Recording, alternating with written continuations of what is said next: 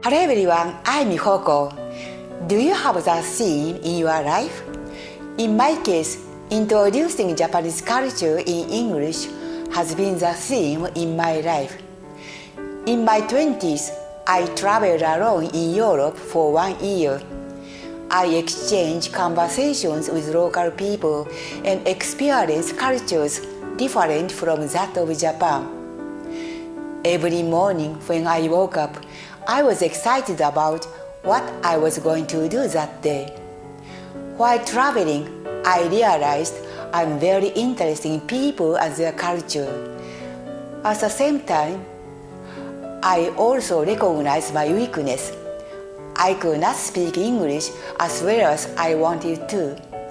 It was difficult to find topics to talk about, and I could not keep the conversations going for long. I wondered how I could have better conversations in English and make friends all over the world. It became the theme in my life. Looking back over my life, this theme has had some impact on me no matter what situations I have been placed in.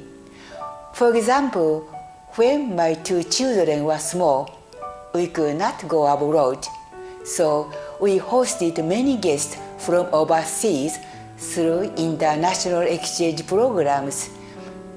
As a result, one time, American female guests made all the arrangements, and I was able to experience life in America with my children for 3 months.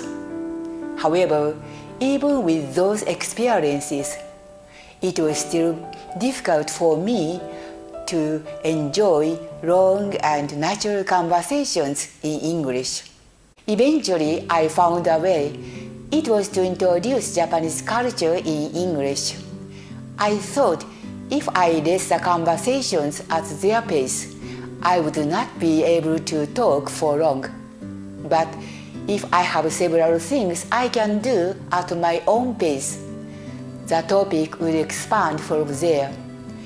I founded a cultural exchange organization and instructed Japanese people of all ages how to introduce Japanese culture to non-Japanese people in simple English.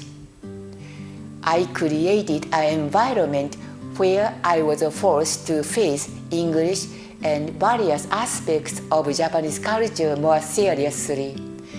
I also organized the group tours to the United States for interacting with local people while sharing Japanese culture.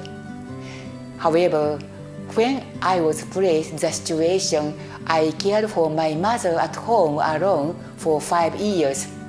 My time and activities were greatly restricted, and I could not continue my work.